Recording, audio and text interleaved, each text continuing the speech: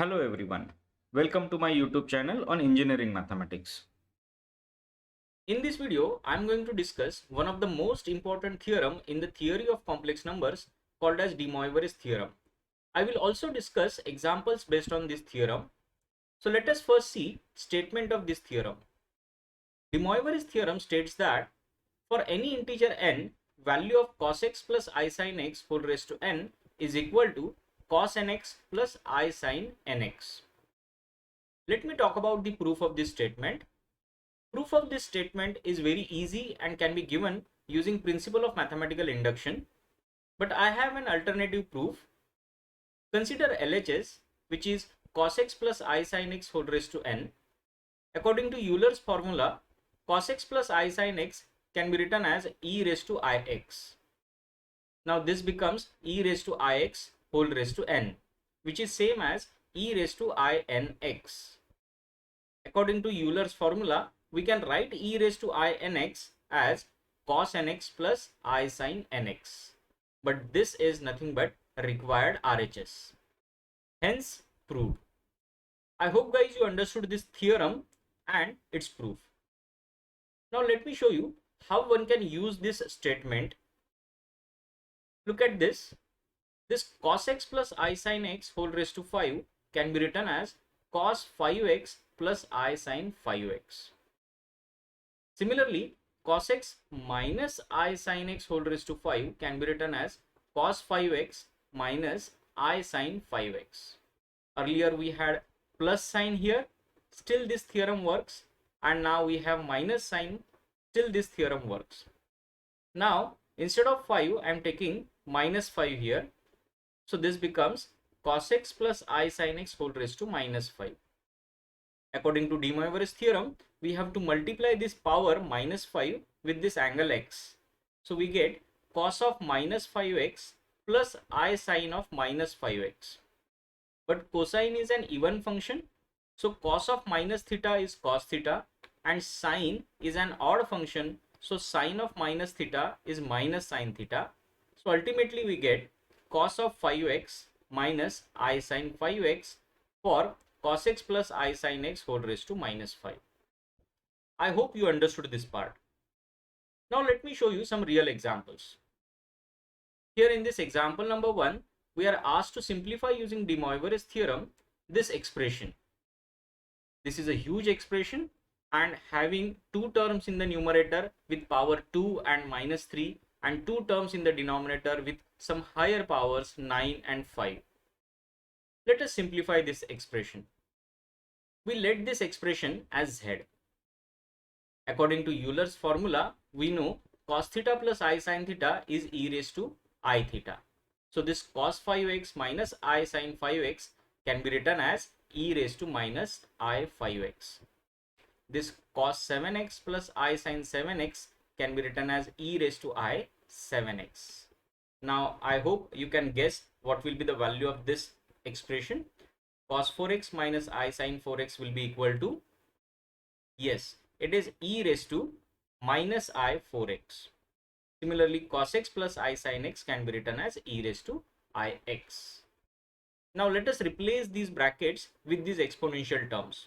So this z becomes e raised to minus I 5x whole square into e raised to I 7x whole raised to minus 3 into e raised to minus I 4x whole raised to 9 into e raised to ix whole raised to 5. Now multiplying these powers, we get this as e raised to minus I 10x into e raised to minus I 21x upon e raised to minus I 36x into e raised to I 5x. Now let us take these terms from denominator to numerator. So we have this expression. Since bases are same, we will add these powers. So after adding these powers, we get e raised to minus I 36x plus I 36x, which is e raised to 0. And anything raised to 0 is always 1. So this expression simplifies to 1. I hope guys you understood this example. Now let us proceed for similar next example. Here, once again, we are asked to simplify using de Moivre's theorem this expression. In earlier example, in the expression, we had polar forms of the complex number, but now we have Cartesian forms of the complex numbers. To simplify this, let us first convert all these complex numbers into their polar forms so that we can deal with their powers using de Moivre's theorem. So first of all, let us label these complex numbers as Z1, Z2, Z3 and Z4. So I label 1 plus I as Z1, root 3 minus I as Z2, 1 minus I as Z3 and 1 plus I root 3 as Z4. Now let's calculate moduluses and arguments of these zi's, and with the help of which we can write them into their polar forms. Modulus of Z1 is root 2. Its argument will be tan inverse 1 by 1, that is pi by 4. So Z1 can be written as root 2 into cos pi by 4 plus I sin pi by 4, which can be written as root 2 into e raised to I pi by 4. Now note that Z3, that is 1 minus I, is conjugate of Z1, that is 1 plus I. So polar form of Z3 can be obtained from the polar form of Z1 by simply replacing sign of imaginary part. Therefore, we can write Z3's polar form as root 2 into cos pi by 4 minus I sin pi by 4. That is root 2 into e raised to minus I pi by 4. Now we focus on Z2. Z2 is root 3 minus I. So its modulus will be 2. And since it lies in fourth quadrant, its argument can be given by 2 pi minus tan inverse of 1 by root 3, which is same as 2 pi minus pi by 6, that is 11 pi by 6. So polar form of Z2 can be given as 2 into cos 11 pi by 6 plus I sin 11 pi by 6. This is a typo error. This has to be 11. So Z2 is 2 into e raised to I 11 pi by 6. Now let's proceed for Z4. Z4 is 1 plus I root 3. Its modulus is 2 and its argument is given by tan inverse root 3 by 1, which is same as pi by 3. So polar form of Z4 can be given as 2 into cos pi by 3 plus I sin pi by 3. That is 2 into e raised to I pi by 3. Now, as we have got polar form or exponential form of all these zi's, we will substitute these forms in this expression. So we get this expression as root 2 into e raised to I pi by 4 whole raised to 6, 2 into e raised to I 11 pi by 6 whole raised to 4 upon root 2 into e raised to I minus pi by 4 upon whole raised to 6 into 2 into e raised to I pi by 3 whole raised to 9. Now let's simplify this by multiplying these powers. So we have root 2 raised to 6 into e raised to I 6 pi by 4, 2 raised to 4 into e raised to I 44 pi by 6 upon root 2 raised to 6 into e raised to I minus 6 pi by 4 into 2 raised to 9 into e raised to I 9 pi by 3. Further simplification gives us this expression. Now let us multiply all these powers of 2 together. So we have 2 raised to minus 5 into adding powers of exponentials, we get e raised to I, this expression. Simplifying using calculator, which we get 2 raised to minus 5 into e raised to I 22 pi by 3. This is simplified form of the given expression. I hope guys you understood this example. Now let us proceed for next one. Here we are given that if alpha and beta are the roots of the equation x square minus 2x plus 4 is equal to 0, then we have to show that alpha raised to n plus beta raised to n is equal to 2 raised to n plus 1 into cos of n pi by 3. Let's prove this. Given that alpha and beta are the roots of this quadratic equation, so let us find those roots. Since this is quadratic equation, you can solve it using calculator, or you can use the formula minus b plus minus root of b square minus 4ac upon 2a to find its roots. So we see that roots of this equation are 1 plus minus root 3i. So let us say alpha is 1 plus I root 3 and beta is 1 minus I root 3. Both are conjugates of each other. Now let us find out polar form of alpha. For that, we will first find out its modulus. We see that modulus of alpha is 2. Now we'll find its argument. Argument of alpha will be tan inverse of root 3 by 1, which is pi by 3. So polar form of alpha is 2 into cos pi by 3 plus I sin pi by 3. Since beta is conjugate of alpha, its polar form can be obtained from the polar form of alpha by replacing the sign of imaginary part. So beta's polar form can be written as 2 into cos pi by 3 minus I sin pi by 3. So alpha is 2 into e raised to I pi by 3 and beta is 2 into e raised to minus I pi by 3. Now it is easier to find out alpha raised to n and beta raised to n. We simply have to take power of alpha, that is power of this expression, as n, and then we will find out beta raised to n by taking power of this expression as n. So alpha raised to n plus beta raised to n is this. Now let us take this n inside. Here I made a typo error. This n is repeated. We have to simply cancel out this n. Now further simplification gives us 2 raised to n into e raised to I n pi by 3. According to Euler's formula, this can be written as cos n pi by 3 plus I sin n pi by 3 plus 2 raised to n into e raised to minus I n pi by 3, that is cos n pi by 3 minus I sin n pi by 3. When we open these brackets, we see that this term and this term are opposite in signs, so we can cancel them. So we are left with 2 raised to n into 2 times cos n pi by 3. So that becomes 2 raised to n plus 1 into cos n pi by 3, which is required RHS. Hence proved. I hope guys you understood this answer. Now let's proceed for the next one. Here we are asked to prove that minus 1 plus I root 3 upon 2 whole raised to n plus minus 1 minus I root 3 upon 2 whole raised to n is equal to minus 1 if n is equal to 3k plus minus 1 and is equal to 2 if n is equal to 3k, where k is an integer. So let's prove this. Observe this LHS. In LHS we have two terms. Note that this second term is conjugate of the first term.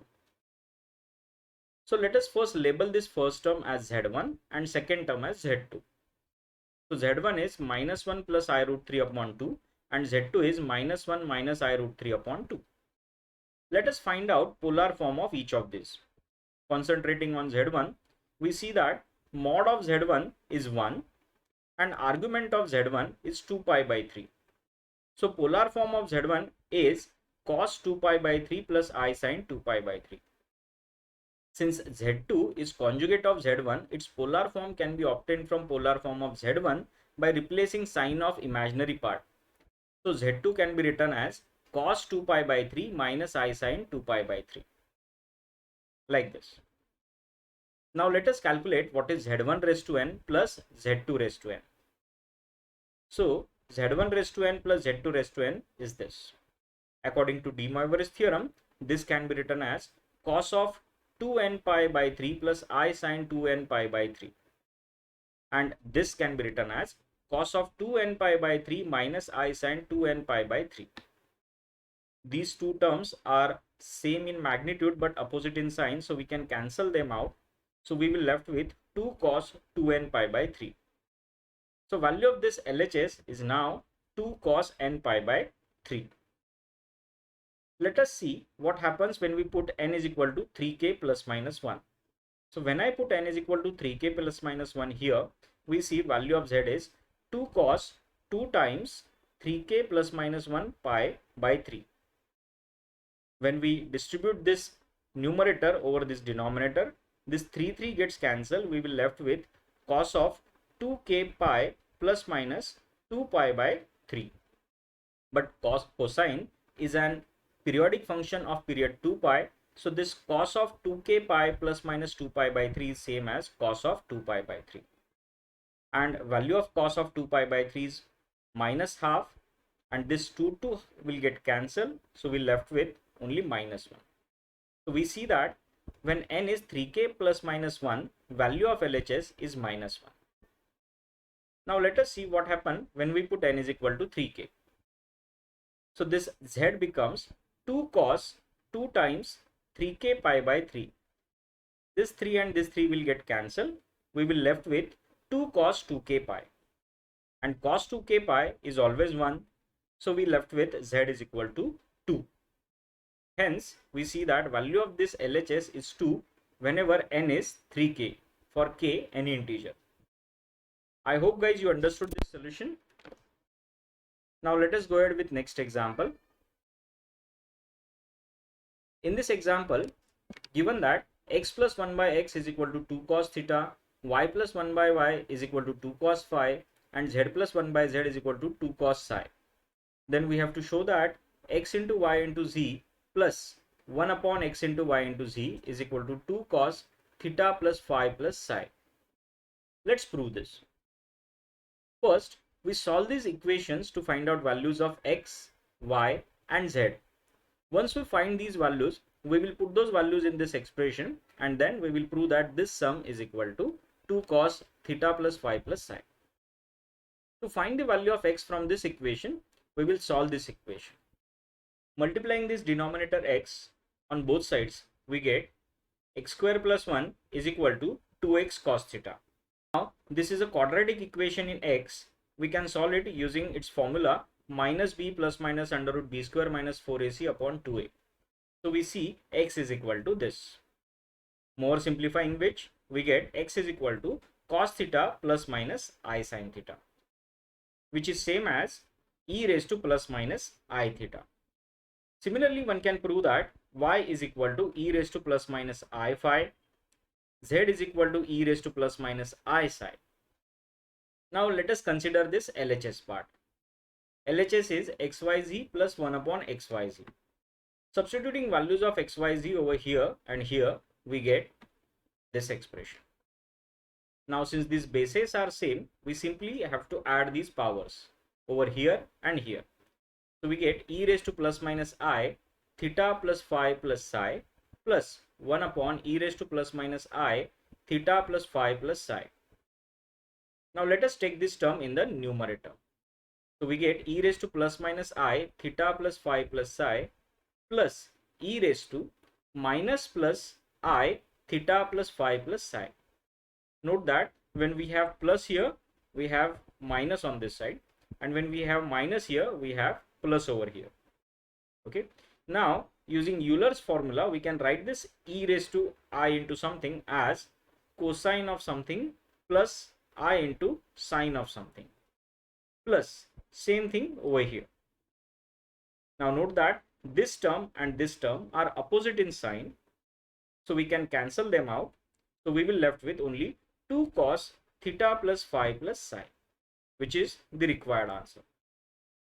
I hope guys you understood these calculations. Now let us proceed for the next example. Here we are asked to simplify using de Moivre's theorem this expression. Let us consider this expression. This expression is 1 plus cos x plus I sin x upon 1 plus cos x minus I sin x whole raised to n. But I remember Euler's formula which says cos x plus I sin x is e raised to ix, and cos x minus I sin x is e raised to minus ix. So we replace it with e raised to ix and e raised to minus ix, like this. This e raised to minus ix can be written as 1 upon e raised to ix. Later cross multiplying, we will get 1 plus e raised to ix upon e raised to ix plus 1 upon e raised to ix whole raised to n. This numerator and this denominator are same, so we can cancel them out. This denominator will go in the numerator. So we left with e raised to ix whole raised to n, which is nothing but e raised to inx according to Euler's formula, which can be written as cos nx plus I sin nx. This is the simplified form of the given expression. Let us go ahead for next example now. This is the last example in my video. I hope you are not bored. Here we have to prove e raised to 2ai into cot inverse of b into bi minus 1 upon bi plus 1 whole raised to minus a is equal to 1. Let's prove this. First of all, I let this expression as z. In this expression, I am focusing on bi minus 1 upon bi plus 1. So I consider it. I am going to take out this I common from numerator and denominator. Now this I will get cancelled and we will left with b minus 1 upon b plus 1 upon I. 1 upon I is minus I. So in the numerator we will have b plus I and in the denominator we will have b minus I. Now I let b plus i's polar form be r into e raised to I theta. So polar form of b minus I will be r into e raised to minus I theta. So b plus I upon b minus I will be r e raised to I theta upon r e raised to minus I theta. R will get cancelled. E raised to I theta upon e raised to minus I theta becomes e raised to 2I theta. Now let us find out theta. Theta is argument of b plus I. So argument of b plus I can be given as tan inverse 1 by b, which is nothing but cot inverse of b. So theta is cot inverse of b. Substituting value of theta over here, we get b plus I upon b minus I as e raised to 2I into cot inverse of b. Now let us substitute value of b plus I upon b minus I over here. That is over here and that is over here. So substituting value of bi minus 1 upon bi plus 1 as e raised to 2I cot inverse of b, we get e raised to 2I cot inverse b whole raised to minus a. Multiplying these powers, we get e raised to minus 2ai cot inverse of b, which is exactly opposite to this power. Now adding these two powers, we get e raised to 0, and anything raised to 0 is always 1, which is same as the required RHS. Hence, this is proved. I hope guys you understood this answer as well. With this example, I stop here. But in my next session, I will show you applications of de Moivre's theorem. Till then, keep watching. Thank you all of you. Thank you for watching this video. Please subscribe my YouTube channel and press the bell icon to get updates about my new videos.